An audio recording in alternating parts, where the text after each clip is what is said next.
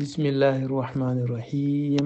الحمد لله رب العالمين، والصلاة والسلام على إمام المرسلين وخاتم النبيين سيدنا حبيبنا محمد بن عبد الله وعلى آله وصحبه ومن والاه ودعا بدعوته إلى يوم الدين، وبعد.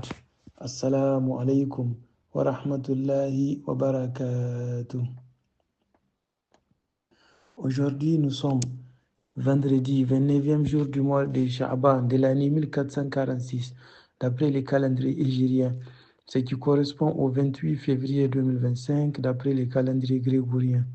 Notre hadith de ce jour a été rapporté par Abu Huraira, et donc voici le contenu du hadith.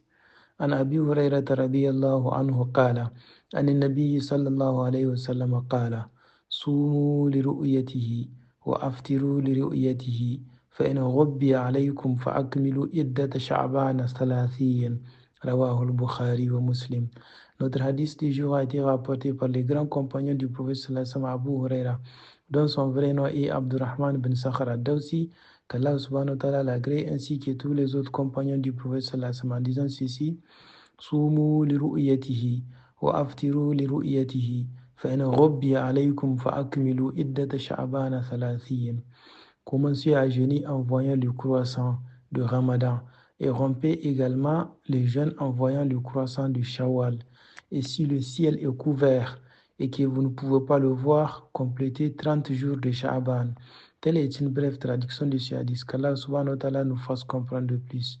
Donc, chers frères et sœurs en islam, à travers ce hadith, le prophète sallallahu alayhi wa sallam nous recommande que lorsque nous voulons commencer à jeûner le jeûne de Ramadan, de bien vouloir s'assurer de l'apparition du croissant lunaire également au moment de rompre définitivement le jeûne. Et si par contre vous êtes confronté à des difficultés liées à l'apparition du croissant lunaire, complétez-en alors Sha'ban à 30 jours. De même, au moment de rompre le jeûne, observez-en le croissant lunaire. Si vous le voyez, vous pouvez rompre en ce moment. Sinon, complétez-en le mois à 30 jours. Qu'Allah subhanahu wa ta'ala nous fasse comprendre de plus. À ne pas oublier qu'aujourd'hui nous sommes un vendredi. Il faut donc beaucoup multiplier la prière sur notre très cher prophète sallallahu alayhi wa sallam à tous les temps, et spécialement en ces jours de vendredi. Allahumma salli ala Muhammad wa ala ali Muhammad kama sallaita ala Ibrahima wa ala ali Ibrahima innaka hamidun majid. Allahumma barik ala Muhammad wa ala ali Muhammad kama barakta ala Ibrahima wa ala ali Ibrahima innaka hamidun majid. Telle est une formule de prière sur le prophète sallallahu alayhi wa sallam qu'on peut faire. Et il faut lire aussi la sourate Al-Kahf, c'est-à-dire la caverne.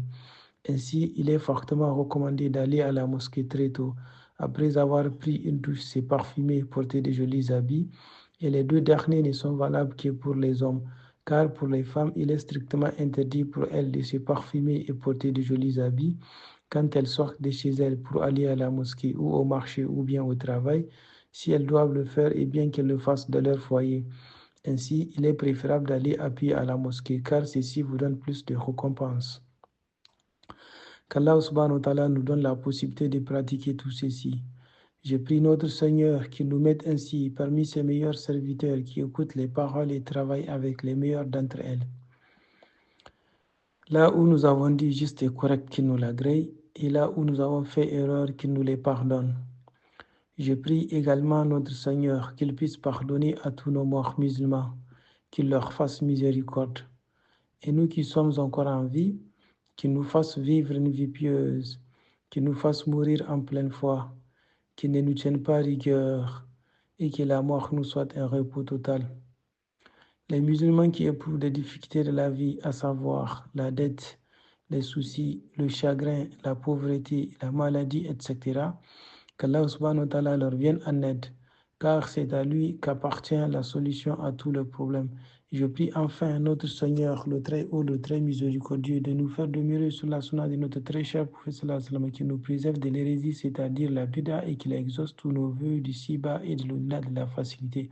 سبحانك اللهم وبحمدك أشهد أن لا إله إلا أنت أستغفرك وأتوب إليك. السلام عليكم ورحمة الله وبركاته.